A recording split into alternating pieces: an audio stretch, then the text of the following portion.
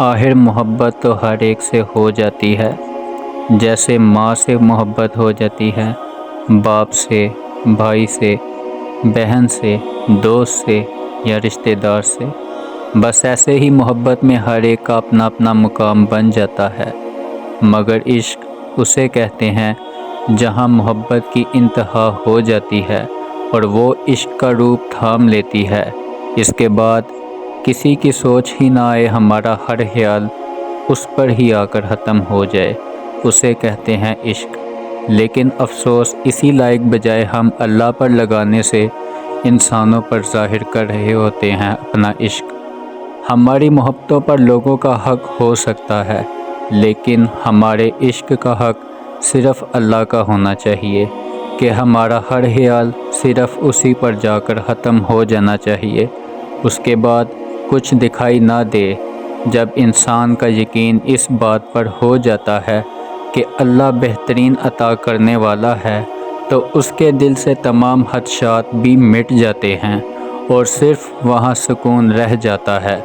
بعض اوقات یوں لگتا ہے کہ ہم بغیر کسی وجہ کے توڑے جا رہے ہیں، جتنا تو سہ رہے ہیں اذیت تو بڑھتی جا رہی ہے، جتنا اللہ کی طرف سے بڑھ رہے ہیں اتنا ہی راستہ مشکل ہوتا جا رہا ہے۔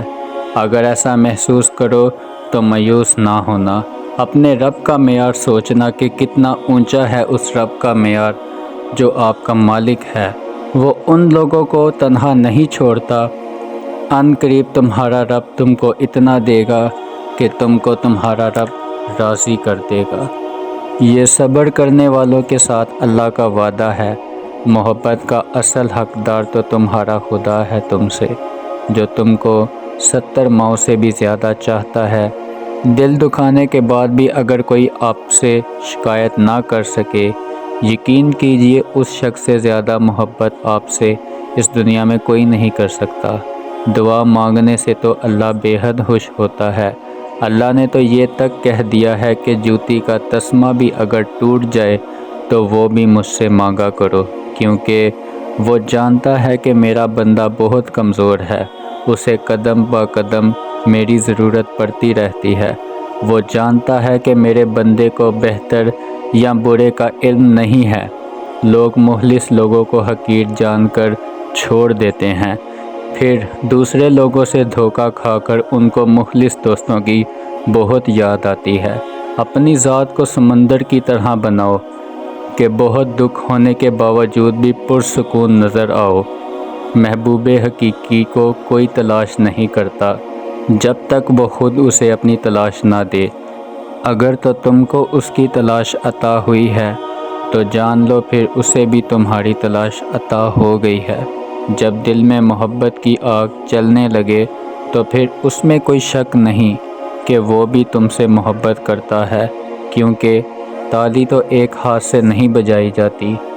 اگر کوئی پیاسا پانی پانی پکارتا ہے تو پھر پانی بھی سزا دیتا ہے کہ کہاں ہے میرا پینے والا۔ صرف پانی ہی کو پانی کی پیاس نہیں ہوتی، بلکہ پانی کو بھی پیاسے کی تلاش ہوتی ہے۔ ہماری روح میں اس ذات کی پیاس، اس ذات کی کشش کا کمال ہے، وہ خود ہمیں اپنی جانب کھینچتا ہے، کیونکہ ہم اس کے ہیں اور وہ ہمارا ہے۔ باقی جو شخص اللہ سے محبت نہیں کرتا وہ تم سے بھلا کیسے محبت کر سکتا ہے؟ بے شک اللہ کے 5 بار بلانے پر مسجد نہیں جاتا، وہ تمہارے ایک بار بلانے پر کیسے آ سکتا ہے؟ تمہیں لگتا ہے کہ وہ تم سے وفا کرے گا؟ جو شخص اللہ سے وفا نہیں کرتا وہ تم سے کیسے وفا کرے گا؟ یاد رکھیے، غلط انتخاب چہرے کی رونق چھین لیتا ہے۔ یا اللہ مجھے ایسا کبھی نہ بنانا جو اچھے حالات میں تم کو بھول جاتے ہیں اور پھر صرف مصیبت میں ہی یاد کیا کرتے ہیں۔ مجھے اپنے قریب رکھنا اور میں ہر حالات اور ہر حال میں تیرا شکر ہی ادا کرتا رہوں گا۔ آمین یا رب العالمین۔ جزاک اللہ۔